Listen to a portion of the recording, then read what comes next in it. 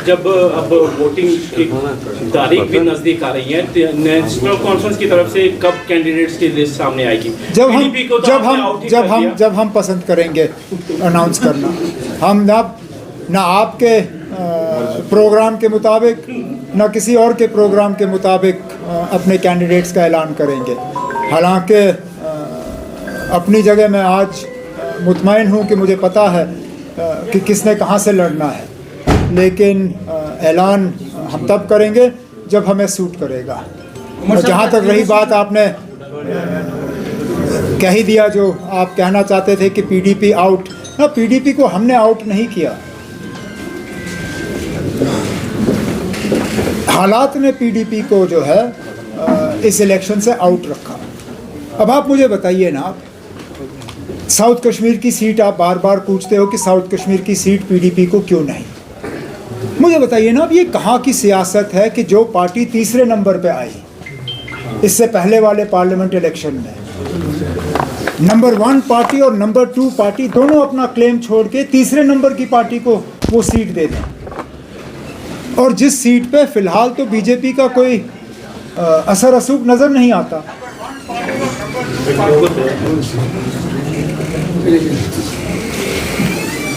बाकी जहाँ तक कोलिशन की बात है, कोलिशन को चलाना या कोलिशन के मतलब माहौल को सही रखना, ये हर तंजीम की जिम्मेदारी बनती है।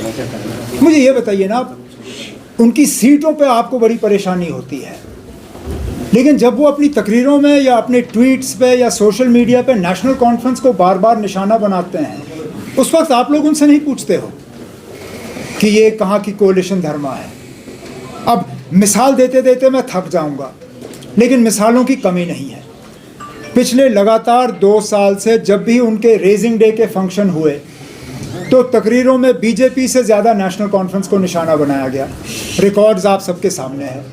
वहाँ पे जो गाने गाए गए, जुल्म का अलबैन हटाओ, कलमदवाद को वोट डालो, वो क्या हम भूल जाएंगे? क्या मेरे वर्कर ये भूल जाएंगे?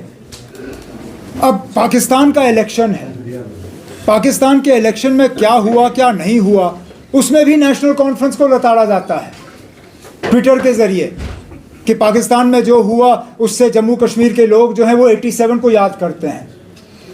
अब ये कहाँ की कोलिशन धर्मा? अब पता नहीं किस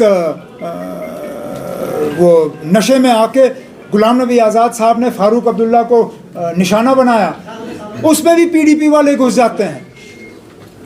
जुमा उनको हफ्ता नहीं हुआ है सियासत में आए हुए, वो भी गुलाम नबी आज़ाद साहब के साथ मिलके फिर फारूक अब्दुल्ला साहब को, नेशनल कॉन्फ्रेंस को ट्विटर के ज़रिए निशाना बनाते हैं पीडीपी के प्लेटफॉर्म से। और फिर आप कहते हो कि कोलिशन कहाँ है? यानी अब कोलिशन को मेंटेन रखना ये अकेले नेशनल कॉन्फ्रेंस की जिम्मेदारी नहीं है, ये उन लोगों की भी जिम्मेदारी है जिन्होंने एक आदत बनाई हुई है, जो आदत से मजबूर हैं नेशनल कॉन्फ्रेंस को निशाना बनाते बनाते। जब तक वो अपनी हरकतों से बाज नहीं आते, वो हमसे कोई ज़्यादा उम्मीद रख नहीं सकते।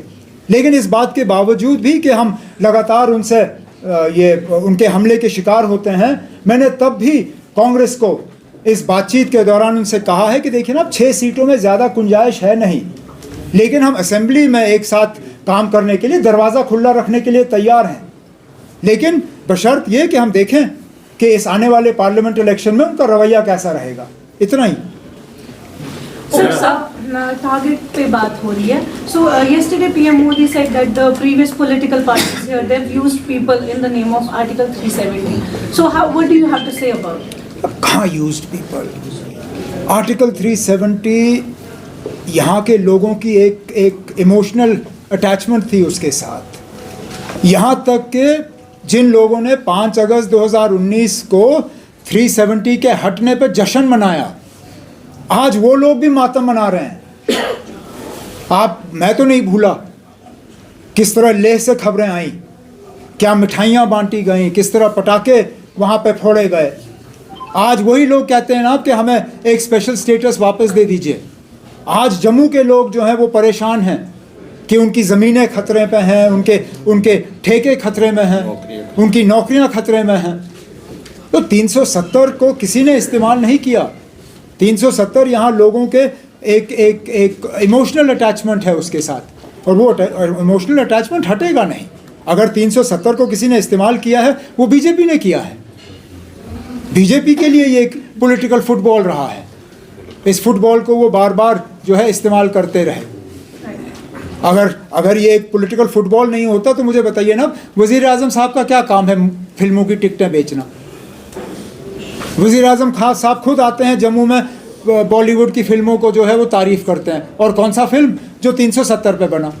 अब मुझे बताइए ना, अगर ये 370 को सियासी तौर इस्तेमाल करना नहीं है तो क्या है? हम लोग नहीं करते ना। उमर साहब क्या असेंबली इलेक्शंस लड़ेंगे under the rule of LG? कौन लड़ेगा? आप? मैं क्यों लड़ूंगा? मैं मुझे एलजी वेलजी से कोई लेना देना। मैंने ये आप बार बार पूछते, मैंने आपसे कितनी बार कहा ना, मुझे इस सिलसिले मतलब इन हालात में असेंबली इलेक्शन लड़ने का कोई शौक नहीं है। स्टेटहुड रेस्टोर करने के बाद लड़ेंगे या एलजी? वो मुझ पे छोड़िए। उमर साहब, जो अभी सीटें बची हुई है, क्या उन पर कोई डिबेट चल रहा है पार्टी में? अगर कौन से बचे हुए हैं? जो जम्मू और लद्दाख की सीटें अभी जो बची हैं, 3 का तो क्लियर हो गया है, अभी जो 3 बची हुई है, क्या कांग्रेस के साथ अलायंस अभी होगा? कांग्रेस के साथ बातचीत हमने की हुई है। हमने लद्दाख मतलब उधमपुर और जम्मू की सीट पे उनसे कहा है कि वो अपना उम्मीदवार जो है वहाँ पे खड़ा करें। हमने लद्दाख जो लेह करगिल वाली सीट है उस पर भी उनसे कहा हुआ है कि हम वो सीट जो है उस पर हम नेशनल कॉन्फ्रेंस का उम्मीदवार जो है खड़ा नहीं करेंगे, और हमारी कोशिश सबकी यही रहनी चाहिए कि कोई ऐसा कंसेंसस कैंडिडेट वहाँ पे हम सब मिल के निकालें जो कि बीजेपी से वो सीट जो है वापस लेने में कामयाब हो सके। यहाँ तक कि मैं आपसे शेयर करूँ कि अनंतनाग की सीट पे भी हम कोई ज़ोर ज़बरदस्ती नहीं कर रहे थे। मैंने यहाँ तक कि जब कांग्रेस से हमारी बातचीत हुई, मैंने ये भी कहा उनसे कि क्योंकि वो दूसरे नंबर पे आए थे, सीट हमारी थी, लेकिन अगर कांग्रेस बहुत ज़्यादा इंटरेस्टेड थी अनंतनाग की सीट के लिए, अगर उस पर मिसेस सोनिया गांधी या राहुल गांधी या प्रियंका गांधी उस सीट पर लड़ने के लिए तैयार होते, हम वो सीट उनके लिए छोड़ देते, हमें कोई एतराज़ नहीं होता। लेकिन क्योंकि हमारी जीती हुई सीट है, हम और किसी के लिए वो जीती हुई सीट छोड़ने के लिए तैयार नहीं थे, जो कि मुझे लगता है हमारा हक है। कांग्रेस अगर हस्तक्षेप करे, राहुल या सोनिया, तो क्या पीडीपी के लिए आप वो सीट छोड़ सकते हैं? ना, मैंने पहले ही आपसे कहा ना, जो तीसरे नंबर पे आए उनको सीट मांगने का कहाँ से हक बनता है? और वो तीसरे नंबर पे तब आए जबकि पूरी जमात उनके साथ थी। आज जिन्होंने उनको तीसरे नंबर पे लाया, उनमें से कितने लोग आज पीडीपी में हैं? तो अब ये कहाँ का इंसाफ? और वैसे भी मुझे ये बता, मैं आपसे ये क्लियर करूँ ना, अगर मुझे इंडिया अलायंस में जाने से पहले यह कहा गया होता कि इंडिया अलायंस में हमें अपने आप को कमज़ोर करना है इंडिया अलायंस के किसी दूसरे मेंबर के लिए, मैं शायद कभी इंडिया अलायंस में जाता ही नहीं। इंडिया अलायंस में जाने का हमारा एक ही मकसद था जो उसमें गए, कि हमारा मुकाबला बीजेपी और एनडीए के साथ है। अगर हमारा मुकाबला बीजेपी और एनडीए के साथ है तो फिर ये अंदरूनी तौर ये टेंशन या ये बातचीत का इसका कोई वजूद ही नहीं। मतलब 2019 का इलेक्शन एक नारे पे लड़ा गया था, चौकीदार चोर है और उसी के, अब ये फिर आगे है मोदी का परिवार पे, तो क्या एक ही इस पे पूरा चुनाव लड़ा जाएगा, ना कि किसी और बड़े मुद्दे पर? क्योंकि बीजेपी की तरफ से नैरेटिव ये जो नारे आपने अभी यहाँ हमें उनके बारे में याद दिलाया, मैं कभी उनके हक में था नहीं और ना उनका हमें कोई फ़ायदा हुआ है। उल्टा जब कभी हम इस तरह के नारे जो हैं इस्तेमाल करते हैं, तोड़ मरोड़ के नुकसान इस्तेमाल करने वाले का ही होता है। वोटर इन चीज़ों से मुतमईन नहीं होता।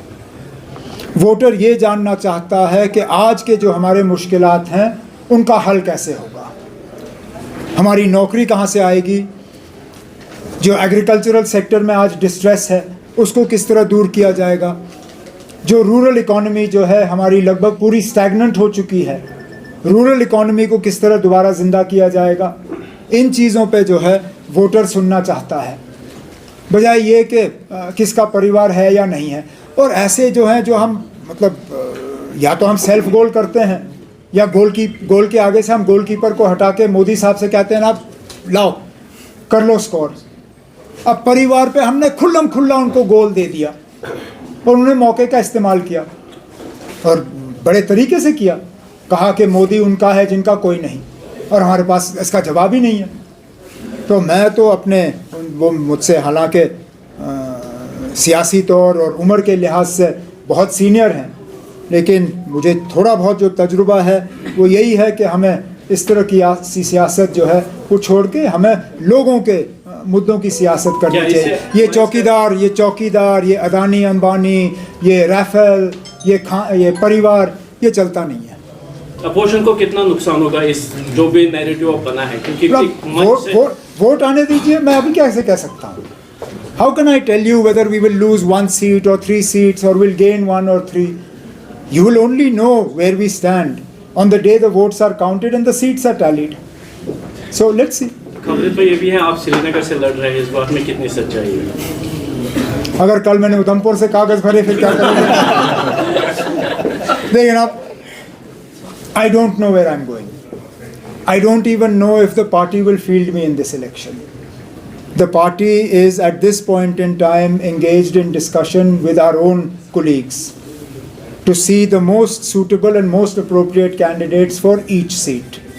When we are ready to announce whoever it may be, he or she, we will put all the candidates in front of you, then you can decide for yourself whether it was right or wrong. Okay? Thank you.